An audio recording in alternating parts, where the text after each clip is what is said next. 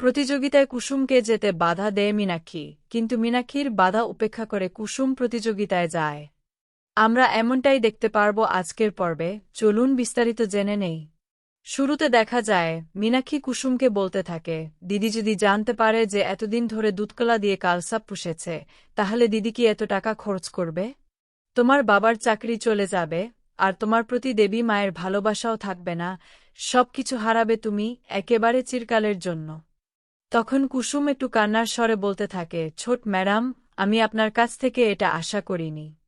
এরপর দেখা যায় মীনাক্ষী একই কথা বলতে থাকে, আমিও না তোমার কাছ থেকে এটা আশা করিনি।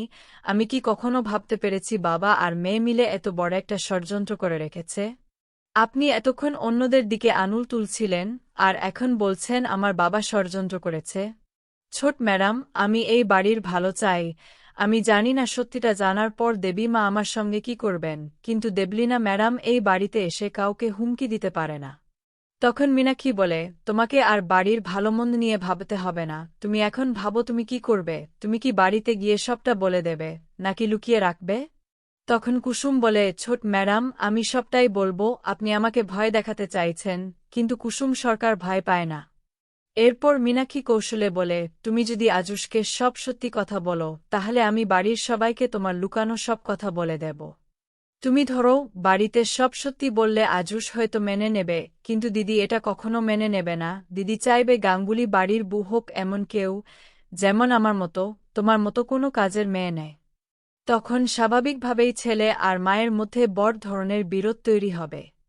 আজুশ হয়তো দুই দিকের মধ্যে যে কোনো একটাকে বেছে নেবে, হয়তো তোমাকে মেনে নিয়ে মায়ের বিরুদ্ধে গিয়ে তোমাকে বিয়ে করবে না, অথবা তোমার সঙ্গে সম্পর্ক শেষ করে তার মায়ের পছন্দেই বিয়ে করবে। দুই ক্ষেত্রেই তুমি হেরে যাবে। ভালো করে ভেবে দেখো, আমি তোমাকে ভয় দেখাচ্ছি না। মীনাক্ষীর মুখে এসব কথা শুনে কষ্ট পেয়ে সেখান থেকে চলে যায় কুসুম। তখন মীনাক্ষী মনে মনে বলে, ভাগ্যিস ঠিক সময়ে এসেছিলাম, না হলে তো সব কথা বলে দিত। পরে হয়তো দেখা যাবে আজুশের কথা ভেবে দিদি কুসুমের সঙ্গেই ওর বিয়ে দিয়ে দেবে, কিন্তু এটা তো আমি কিছুতেই সহ্য করব না। এখন থেকেই মেয়েটাকে নজরে রাখতে হবে। এরপর দেখা যায় প্রতিযোগিতার যে আয়োজন করা হয়েছে, ঈশান সেগুলো ল্যাপটে দেখছে। তখন সেখানে কুসুম যায়। ঈশান কুসুমকে বলে, এই যে দেখো, সেই মেয়েটাকে খুঁজে বের করার জন্য অনেকেই এখানে প্রতিযোগিতায় অংশগ্রহণ করেছে। আমরা নিশ্চয়ই কালকের মধ্যে তাকে খুঁজে পেয়ে যাব। তখন কুসুম বলে, ঈশান সাহেব, ধরুন যদি কাল সেই মেয়েটা কোনো কারণে আসতে না পারে, তখন কি হবে? তখন তো দেবলীনা ম্যাডাম জিতে যাবে আর আমরা হেরে যাব, তাই না? ঈশান তখন বলে, তুমি এরকম নেতিবাচক কথা কেন বলছো? তুমি তো এমন নও। দেখো, সেই মেয়েটা ঠিকই আসবে। আমরা তাকে খুঁজে পাব আর দেবলীনার সব পরিকল্পনা ভেস্তে যাবে। তখন কুসুম আবার বলে, না না, আমি সেটা বলছি না। আমি শুধু বলছি যদি কোনো কারণে সে না আসতে পারে, তখন কি হবে? তখন ঈশান একটু রেগে গিয়ে বলে, তুমি বারবার একই কথা কেন বলছ? কাল সেই মেয়েটাকে আসতেই হবে, না হলে কি হবে সেটা আমি কিছুই জানি না।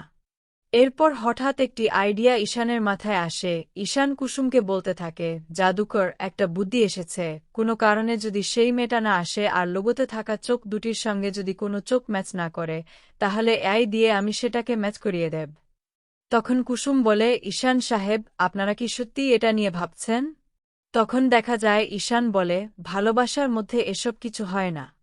এদিকে আজুশ পিছনে দাঁড়িয়ে সব কথা শুনতে থাকে। কথা বলা শেষ হলে সামনে এসে আজুশ বলে, এই দিয়ে লোগোতে থাকা চোখের সঙ্গে ছবি কি সত্যিই ম্যাচ করানো যায়? এটা কি সম্ভব? তুই এটা পারবি? তখন ঈশান বলে, হ্যাঁ, এটা সম্ভব, আমি পারব। এরপর দেখা যায় আজুশ ঈশানকে বলতে থাকে, কাল তুই প্রতিযোগিতায় আসবি না। এই কথা শুনে ঈশান অবাক হয়ে যায়। তখন আজুশ বলে, আমরা চাই না দেবলীনা আমাদের কোনো বিষয় নিয়ে সন্দেহ করুক, কিন্তু তুই এমন একটা কাজ করতে যাচ্ছিস যা সন্দেহের কারণ হতে পারে, তাই তুই কাল প্রতিযোগিতায় যাবি না। তখন ঈশান রাগ করে বলে, ঠিক আছে, আমি কাল যাব না। এরপর তুই যদি বলিস, আমি আর যাব না। তখন কুসুম শান্তভাবে বলে, আচ্ছা ঈশান সাহেব, আপনি রাগ করবেন না। এরপর দেখা যায় আজুশ বলে, আমরা ভুল পথ অনুসরণ করব না। আমাদের বাড়িতে সবকিছুই নিয়মের মধ্যে চলে, তাই কোনো অন্যায় বা ভুল পথ আমরা নিতে পারি না। ওই মেয়েটাকে নিজে থেকেই আসতে হবে। এই কথা শুনে ঈশান কিছু বলতে গেলে কুসুম তাকে ইশারা করে চুপ থাকতে বলে এবং সেখান থেকে চলে যেতে বলে। তখন ঈশান সেখান থেকে চলে যায়। কুসুম কিছু বলতে গেলে আজুস বলে, আমরা দেবলিনাকে জিততে দিতে পারি না, কিন্তু কোনো ধরনের অসৎ উপায়ে আমরা জিতব না। কাল ওই মেয়েটা আসবেই আর আমাদের জিতিয়ে দেবে। তুমি দেখো, সে আমাদের নিরাশ করবে না। এরপর আজুস কুসুমের হাত ধরে বলতে থাকে, তুমি বুঝতে পারছো না ওই লোগোটা আমার কাছে কতটা গুরুত্বপূর্ণ। আমি ভাবতেই পারি না এটা আমার কাছ থেকে দূরে চলে যাবে। ওকে আমার কাছেই আসতে হবে। ও নিশ্চয়ই আমাদের দেবলিনার কাছে হারতে দেবে না। এরপর দেখা যায় প্রতিযোগিতার দিন সব আয়োজন সম্পন্ন হয়। এদিকে কুসুম রান্নার কাজ করতে করতে বলতে থাকে, ছোট সাহেব কত আশা করে একটা আয়োজন করেছে। আমি বুঝতে পারছি না আমি কি করব, কিন্তু উনি তো প্রাণপণ চেষ্টা করছে ওই মেয়েটাকে খুঁজে বের করার। আমার কি কালই ছোট সাহেবকে সব সত্যি কথা বলে দেওয়া উচিত ছিল? এরপর কিছুক্ষণ চিন্তা করে কুসুম নিজেই বলে, না না, কথা না বলেই ভালো করেছি। আমি যদি সত্যিটা সবার সামনে বলে দিই তাহলে দেবীমা আর ছোট সাহেবের মধ্যে বড় ঝামেলা তৈরি হবে। ঠিক তখনই সেখানে মীনাক্ষী এসে কুসুমকে বলে, প্রতিযোগিতায় যাওয়ার খুব শখ, তাই না? আসলে তুমি মূর্খ নাকি মূর্খ থাকার ভান করছ। আমি এতবার তোমাকে বোঝাচ্ছি কিন্তু তুমি কিছুই বুঝতে পারছ না।